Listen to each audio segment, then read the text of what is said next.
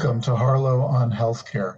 I'm David Harlow, and I invite you to join me by my virtual hearth as I sit down with healthcare leaders to discuss building the future of healthcare. Today, my guest is Ashish Shah, who is the CEO of Dina. Dina builds tools to help care teams communicate and collaborate and connect so that they can help people age in place. Ashish founded Dina in 2015. He was previously CTO of Medicity, an HIE solutions company that was acquired by Aetna in 2011. Ashish, welcome and thank you for joining us. David, thanks for having me. So tell us a little bit about Dina, where you are based, how you got to be where you are today. What is your vision for Dina? What is the problem you're trying to solve here? Yeah, happy to do so. Just as a little bit of background, Dina is a digital healthcare company, as you mentioned, that sits at the intersection between large provider groups and health plans that are looking to partner with the home-based care ecosystem to solve a number of problems, whether it's helping someone safely return home after a hospitalization and or using the home as a new site of care where care can be delivered and brought to someone's living room. Whether that's hospital-based services or chronic condition management or primary care-related services. What we are doing here at a macro level is really building the care logistics network and infrastructure to really manage, activate, coordinate care at home. The company was founded in 2015. I co-founded it with my partner, David Coyle. The two of us have known each other and worked together for over 15 years now, going back to Medicity, which was a company that he co-founded and I was the CTO and head of product for. The idea really came to us a little bit by accident. Shortly after Aetna acquired Medicity, I had the unfortunate experience of losing my father suddenly. And, that was a pretty difficult experience for our family, but it was through that experience where I started to learn about a different part of healthcare that I didn't really know a whole lot about. And that was really the home care continuum.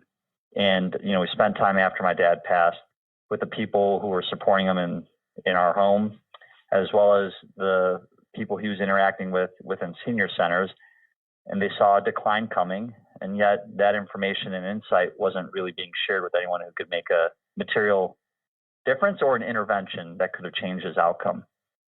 And so it was that paired with our work at Aetna around value-based care, where we felt like, there's a lot of great initiatives that are focused on data. And population health was a big thing at that point, still is, but was really starting to get started there. And none of those initiatives really tapped into what was happening in the home of an individual. And so all of that ultimately led us to quit really well-paying jobs and, start to really dig in here because, as I'm sure we'll get a chance to talk about, the demographics are only putting more and more people into that senior care bracket. And so there's a lot of work to be done here. Sure, there certainly is. And it's been years already, but we talk about the silver tsunami, and that's picking up steam, and more of us are getting closer to that point in time where we can be counted in that group. And we certainly all hope to be well cared for when we enter that stage. You talk about sort of care in the home and sort of connecting all of the pieces. And I think that for many of us, we think about, folks are talking about a digital scale, a connected blood pressure cuff. Are we talking about individual devices, or are we talking about something broader than that? Yeah, it's a really great question.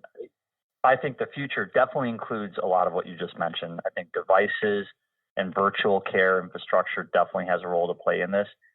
But there's an overwhelmingly large labor market in and around the home that needs to be brought online and connected as well. So whether that's nurses or physicians who are doing house calls, or people who are delivering durable medical equipment, or couriering medications to the home, there's a lot of human resources that need to ultimately be organized to work in conjunction or in partnership with remote patient monitoring and virtual care or telehealth technology. And that's the role that we're playing. When all three of those things are working together, I think we can actually equip and enable the models that we're talking about. So let's flesh that out a little bit more. If we're not talking just about quote unquote virtual care and quote unquote digital connected devices, let's dig in a little. What's the ecosystem of goods and services in the home and sort of providers and other organizations that surround the individual in the home who need to be connected? Who are they all communicating with each other? Are you collecting information to sort of share out to one individual coordinator, whether it's a PCP or somebody else or a case manager? How does this work in practice? Yeah, so let's start with a patient journey that's really well known today. And, if somebody's been hospitalized, for example, perhaps they had a knee or a hip replaced after a fall in their home. Today, there's a lot to organize, even with this journey, without any healthcare reform or any new care delivery models. And so somebody who leaves after a hospitalization may require 10 days in a rehab facility because they can't safely walk down the hall yet, let alone be returned to their home. And so that's one sort of point that may need to be connected or coordinated. And then once they're ready to leave that rehab center, they may need to return home, but then need skilled nursing and physical or occupational therapy support. They may need support with durable medical equipment. And there may be a program around medication management that actually needs to be activated as well. This is something that happens all the time today, but not really in a really well-coordinated fashion, which leads to challenging outcomes.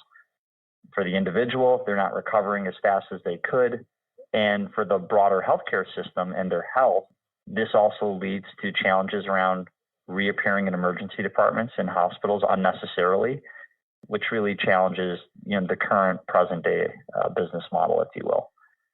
That's a down the fairway here and now use case that we see all the time.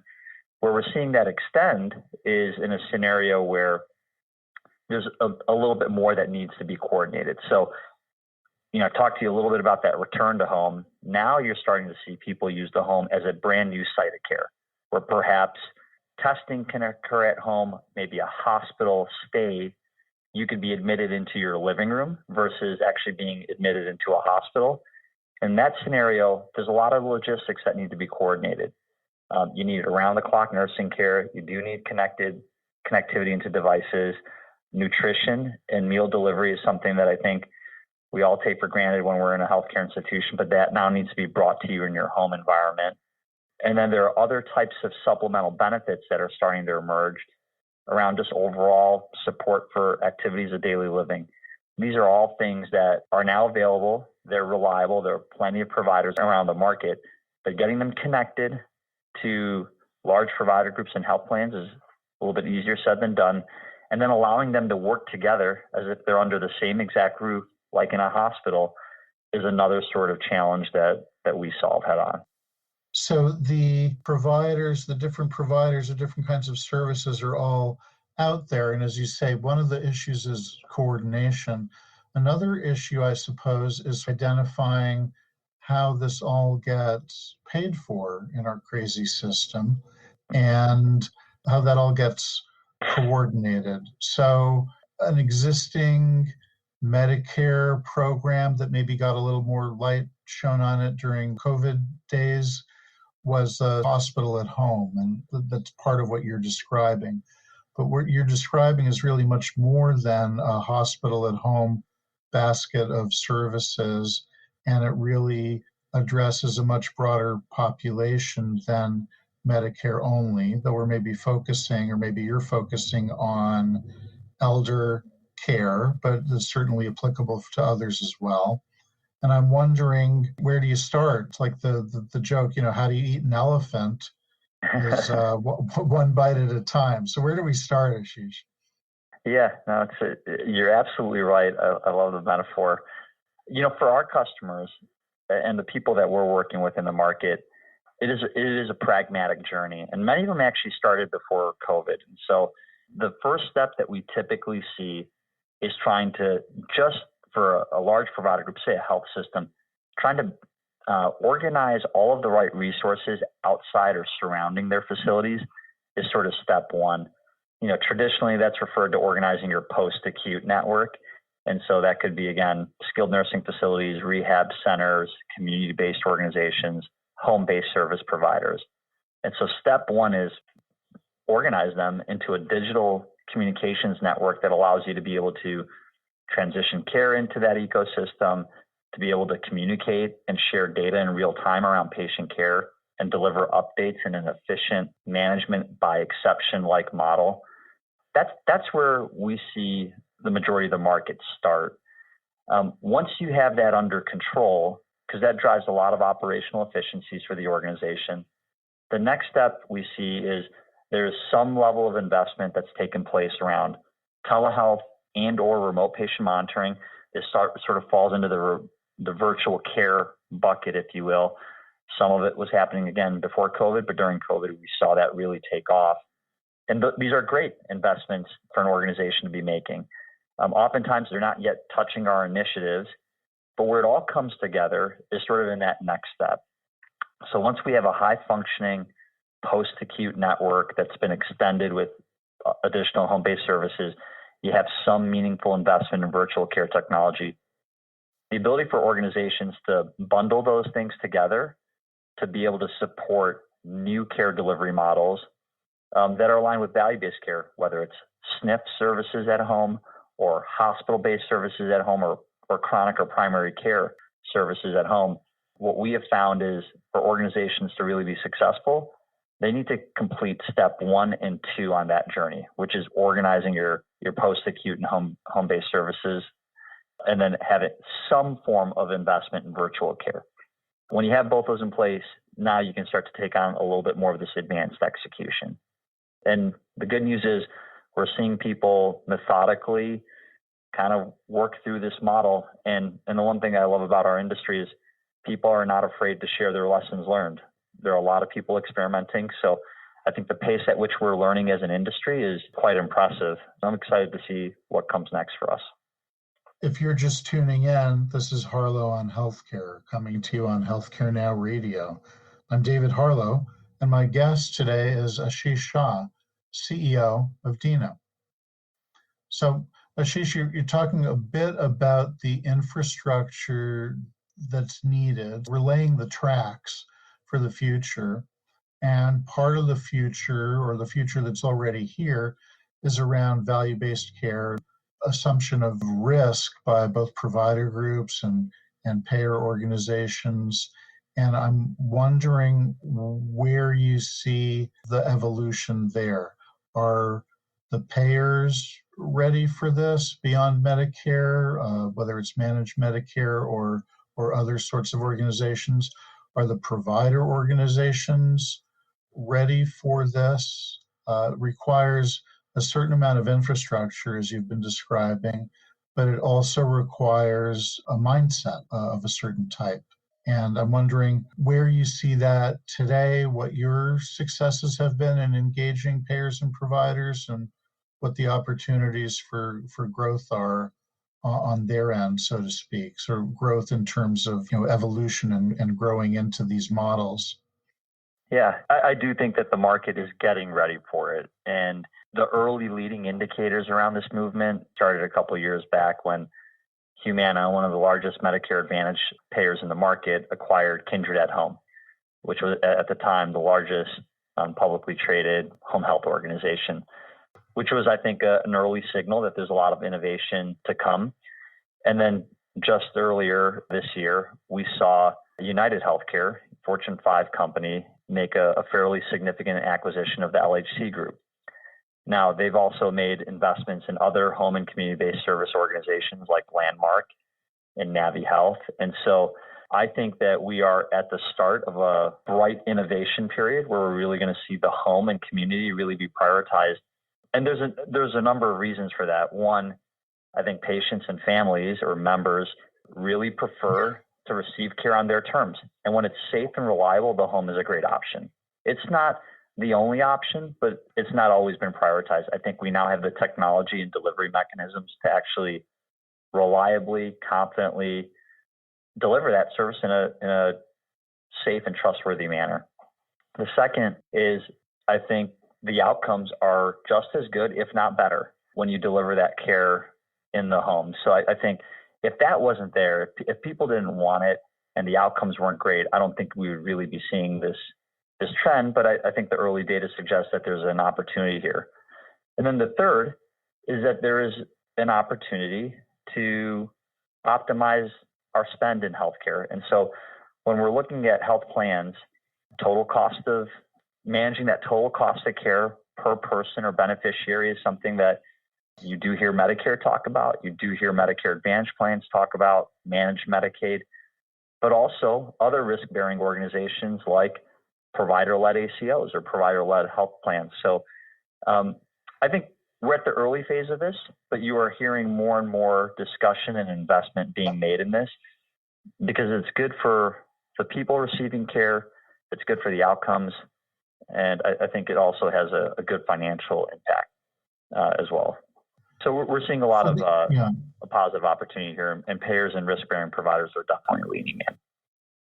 So a couple of the examples that you give, Ashish, are those of really giant organizations, and much of home care across the country is managed at a very local level by small nonprofits or even mom and pop organizations. And I'm wondering whether this works in that domain.